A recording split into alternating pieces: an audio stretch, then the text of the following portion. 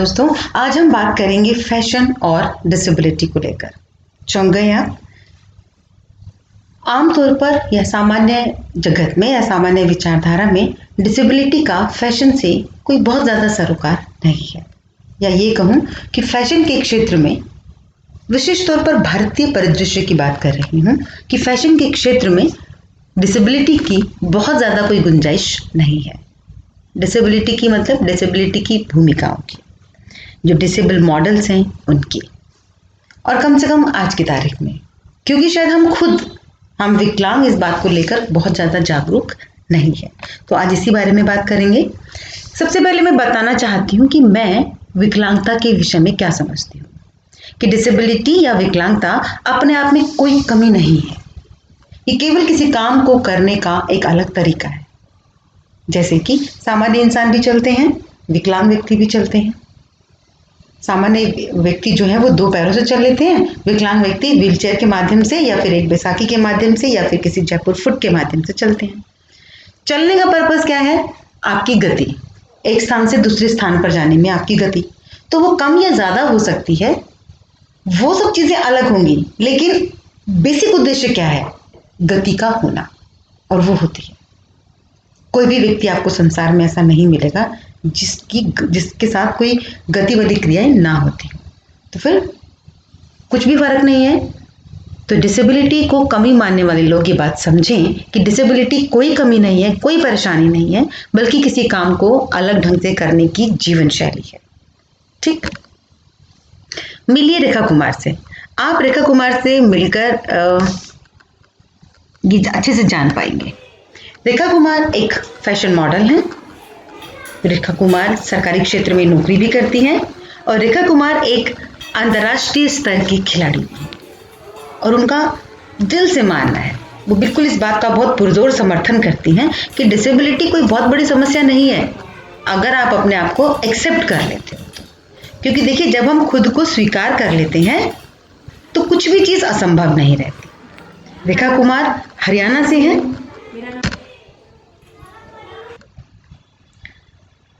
तो रेखा कुमार की तरह आप भी एक परफेक्ट पर्सनालिटी बन सकते हैं। कैसे? हमें शुरुआत करनी है योग व अभ्यास से। योग और अभ्यास क्यों करना है? क्योंकि विकलांग व्यक्तियों के शरीर में बहुत ज़्यादा गतियाँ नहीं रहती हैं, बहुत ज़्यादा उनका मूवमेंट भी नहीं रहता है। तो वो शरीर जो है वो बेडोल हो जाता है, या फिर उसकी संरचना जो है वो बहुत ही अस्त व्यस्त सी हो जाती है। तो उसे बहुत बेहतर बनाने के लिए, आकर्षक बनाने के लिए, प्रभावी बनाने के लिए आपको अपने शरीर के साथ काम करना होगा। और इस योग व अभ्यास के माध्यम से क्या होगा कि आपको शारीरिक एक्टिवनेस भी मिलेगी और आपकी माइंडनेस भी बढ़ जाएगी, मतलब आपकी जो माइंड कैपेसिटी है वो भी बढ़ेगी। ठीक है, तो आप दोनों चीज़ें कीजिए, योग भी कीजिए और अभ्यास भी कीजिए, ताकि आपकी फिजिकल फिटनेस रहे। स्वस्थ शरीर में ही स्वस्थ मन का विकास होता है। नंबर 2, आप करेंगे अपने भोजन की व्यवस्था, यानी कि आप संतुलित आहार लेंगे, पौष्टिक आहार लेंगे। आपने ये नहीं सोचना कि मुझे क्या करना है, मुझे तो ज़्यादा काम करना नहीं होता, तो मैं तो बस आधी रोटी खाऊं या एक रोटी खाऊं, या मुझे बार बार वॉशरूम जाना पड़ेगा तो मैं पानी कम पीऊं। नहीं, अगर बार बार वॉशरूम जाना पड़ेगा तो आप जाइए। जब आप योग व अभ्यास का काम करें, अभ्यास क्रियाओं के साथ अपने शरीर को फिट बनाने के लिए काम करेंगे, तो वो समस्याएं भी खत्म हो जाएंगी। ठीक है, तो आपको अपनी शारीरिक ऊर्जा को बनाए रखने को, अपनी शारीरिक सक्षमता को बनाए रखने के लिए, है ना, सक्षमता को बनाए रखने के लिए आपको अच्छे भोजन को करने की नीड हमेशा रहेगी। ठीक, बल्कि आपको थोड़ा ज़रूरत से ज़्यादा भोजन का, मतलब आपको संतुलित आहार की ज़रूरत सामान्य व्यक्ति से ज़्यादा है, क्योंकि जब आप कोई काम करने लगते हैं तो आपकी शरीर की ऊर्जा की हानि ज़्यादा होती है तुलनात्मक रूप से, क्योंकि आपको अतिरिक्त प्रयास करना पड़ता है उस काम को करने के लिए। ठीक, तो हमें योग व अभ्यास करना है, हमें भोजन की व्यवस्था करनी है, और सबसे महत्वपूर्ण मन मस्तिष्क व्यस्त, यानी कि अपने मन को भी बिजी रखना है आपको और अपने दिमाग को भी बिजी रखना है आपको। कैसे रखेंगे? आप अपनी कार्य योजनाएं बनाकर रखेंगे, अपने सपनों को, अपने जीवन के उद्देश्यों को, आप क्या करना चाहते हैं, अपनी इच्छाओं को, हर चीज को आप पूरे प्लान के साथ लिखिए। किस स्तर तक जाना चाहते हैं, तो आपको ये भी पता होगा कैसे जाएंगे। कैसे जाएंगे? तो उसके लिए अपने आप को और अपने आसपास के वातावरण को तैयार करने की जिम्मेदारी किसकी रहेगी? आपकी। ठीक है, तो हम शुरुआत करेंगे योग व अभ्यास से, फिर अपने भोजन पर ध्यान देंगे, और तीसरा अपनी कार्य योजनाओं पर, यानी कि अपने विचारों पर, अपनी सोच पर। अपने आप को बिल्कुल ट्रेंड कर लेना है आपने इस बात के लिए कि विकलांगता कोई परेशानी नहीं है और हम सब कुछ कर सकते हैं। हाँ, बस थोड़ा दूसरे तरीके से करेंगे तो ठीक है, दूसरे तरीके तैयार कर लेंगे, उसकी योजनाएं बना लेंगे। इसके लिए आप सबसे पहले क्या करेंगे? जब आप तैयारी करेंगे, योजनाएं बनेंगे, अपने आप को तैयार करेंगे, तो आपको सबसे पहले पता होना चाहिए कि आपकी ताकत क्या है, आपकी कमजोरी क्या है। और वो आपको कैसे पता चलेगी? अपने आप को दर्पण में देखिए, हर रोज अपने आप को शीशे में देखिए और वहां पर ये जानने की, पहचानने की कोशिश कीजिए कि आपकी सबसे बड़ी ताकत क्या है और आपकी सबसे बड़ी कमजोरी क्या है। अपनी कमजोरी को हम बेहतर करने की कोशिश करेंगे, उस कमजोरी को दूर करने की कोशिश करेंगे, या वो कैसे बेहतर हो सकती है ये कोशिश करेंगे। और जो अच्छाई है वो तो है ही, उसकी थोड़ी और ज्यादा उसकी पावर को बढ़ा लेंगे। ठीक है, क्योंकि आत्मविश्वास बहुत जरूरी है हर चीज के लिए। और आप अपने उद्देश्यों को, अपनी इच्छाओं को तभी पूरा कर पाएंगे जब आपको ये पता हो कि आपकी सबसे बड़ी ताकत क्या है और आपकी सबसे बड़ी कमजोरी क्या है। ठीक, तो सबसे पहले कहाँ से शुरुआत करेंगे? योग से, अभ्यास क्रियाओं से। नंबर 2, बिल्कुल संतुलित आहार से। नंबर 3, अपने मन मस्तिष्क माइंडफुलनेस रखेंगे, अपने दिमाग को ना खाली नहीं रहने देंगे, क्योंकि खाली दिमाग शैतान का घर। तो शैतान के घर को अच्छे अच्छे विचारों से भर के रखेंगे ताकि हम बेहतर काम करें। ठीक, गुड। तो हम अपने अलग तरह से रहने व काम करने को हम खास बना सकते हैं। और ये खास हमें दूसरों के लिए नहीं बनाना, हमें दूसरों को नहीं दिखाना, हमें अपने आप के लिए करना है। आपके मन में ये विचार आप बिल्कुल लिख लीजिए, अपने मन में, अपने दिमाग में, अपनी हर जगह पर, अपनी सामने वाली दीवार पर, कि आपको किसी को कुछ नहीं करके दिखाना, अपने लिए करना है, हमें खुद को दिखाना है। तो सबसे पहले खुद को स्वीकार कीजिए। अच्छे हैं तो अच्छे हैं, बुरे हैं तो बुरे हैं, कमियां हैं तो हैं, हम उन्हें दूर करने की कोशिश करेंगे। और ये सामान्य है, सभी के साथ होता है। हर इंसान में कोई ना कोई ताकत, कोई ना कोई कमजोरी होती है। तो हम अपनी कमजोरी को, अपनी ताकत को स्वीकार करेंगे। नंबर 2, अपने आप का सम्मान करेंगे,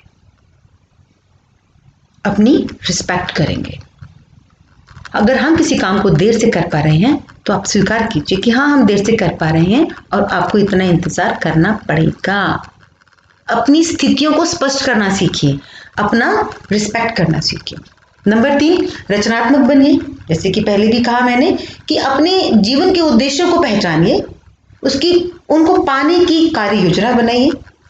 पहले मन में बनाइए, सपना देखिए, फिर उस सपने को पूरा करने के लिए आपको क्या करना है फिजिकली, क्योंकि कोई और आपके सपने पूरे करने नहीं आएगा, आपको खुद करना है।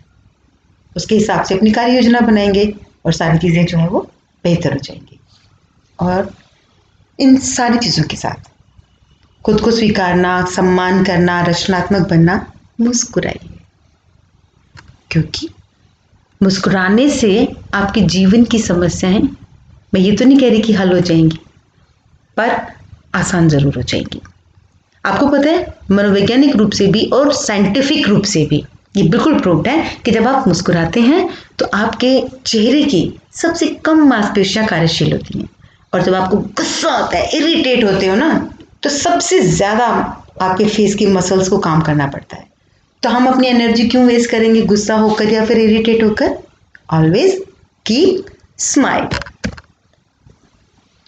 अपने आप को सहज और स्टाइलिश बनाने के लिए आपको इन 3 चीजों का ध्यान रखना है: ड्रेसिंग सेंस, थोड़ा सा मेकअप और सामान्य जानकारी। ड्रेसिंग सेंस में ये नहीं कि आपको बिल्कुल फैशनेबल कट के कपड़े बना लेने हैं या फिर हर सारी नई नई ड्रेसेस सिलवानी है, नहीं नहीं, ऐसा कुछ नहीं। जो भी आपके पास है उसको आप बेहतर तरीके से कैसे कैरी कर सकते हो वो सीखना है आपको। यूट्यूब से सीखिए, मुझसे बात कीजिए चैट बॉक्स में, है ना, या फिर अपने किसी साथी से कीजिए, मूवीज देखिए, गूगल सर्च कीजिए, कुछ भी, कि आपके पास जो अवेलेबल संसाधन हैं उन्हें आप कैसे बेहतर तरीके से इस्तेमाल कर सकते हो। तो आपको थोड़ा सा ना अलर्ट होना पड़ेगा, थोड़ा सा जागरूक होना पड़ेगा, थोड़ी सी मेहनत करनी पड़ेगी। नंबर 2, थोड़ा सा मेकअप। अब इस मेकअप में ये नहीं कि आपने लिपस्टिक थोप के चलना है या फिर लाइनर और काजल लगाना है या फिर बिंदी लगानी है या फिर गॉगल्स पहनने हैं, नहीं। अपनी ज़रूरत का ध्यान रखिए इसमें। जैसे कि गर्मी के मौसम में एक छोटा सा डीओ रख लीजिए अपने पास, ताकि आपको पसीने की स्मेल जो है वो परेशान ना करे, उसकी प्यारी प्यारी सी खुशबू आपको बहुत अच्छा से महसूस कराए, है ना। या फिर आप हल्की से कलर की लिपस्टिक सर्दियों में यूज़ कर सकते हैं ताकि होठ ना फटे, या सर्दियों में कोई कोल्ड क्रीम अपने बैग में रखिए, मतलब परमानेंट रखिए सब चीज़ें, ताकि जब भी कभी आपको रूखा रूखा महसूस हो तो आप अपनी स्किन पर लगाइए, स्किन भी बढ़िया, मन भी बढ़िया। भाई अच्छी खुशबू आएगी तो आपको अच्छा अच्छा सा फील होगा ना, ठीक। और नंबर 3, सामान्य जानकारी। मेरे विकलांग साथियों को एक बहुत बड़ी समस्या रहती है कि हम ग्रुप पर्सनालिटी नहीं है, ग्रुप में एडजस्ट नहीं हो पाते। क्यों? क्योंकि वो अपने आप को अपडेट नहीं रखते, और अक्सर उनके फ्रेंड सर्कल के लोग उनसे ये कहते देखे गए कि यार कौन सी दुनिया में रहती है, इसी दुनिया में रहो, अपने आप को अपडेट रखो, अपनी जानकारियों को बेहतर बना के रखिए। ऑफकोर्स आपको एक्टिव होना पड़ेगा, लेकिन ये एक्टिवनेस आपकी प्रेजेंटेशन के लिए बहुत ज़रूरी है। आपको सीखना होगा कि आपको अपने आप को दुनिया में कैसे प्रेजेंट करना है। सभी लोग करते हैं तो आप भी कीजिए, आप भी तो इसी दुनिया के निवासी हैं। हम भी तो खाना खाते हैं, हम भी तो सारे काम करते हैं, तो फिर अपने आप को प्रेजेंट क्यों नहीं करेंगे? हम अच्छे से करेंगे। तो ड्रेसिंग सेंस, थोड़ा सा मेकअप और सामान्य जानकारी। आज की वीडियो में इतना ही दोस्तों, और अगली वीडियो में एक नए कंसेप्ट के साथ, फैशन और डिसेबिलिटी के अंतर्गत ही मैं आपके साथ फिर मुलाकात करूंगी। और मेरा प्रयास रहेगा कि मैं फैशन और डिसेबिलिटी से संबंधित जितने भी पक्ष संभव हैं उन सभी को अपनी वीडियोस में शामिल करूं। अगर आपका कोई भी इस बारे में कोई सुझाव है, या आप किसी पर्टिकुलर विषय पर वीडियो चाहेंगे फैशन और डिसेबिलिटी को लेकर, तो मुझे चैट बॉक्स में ज़रूर बताएं। आपकी दोस्त सुमन।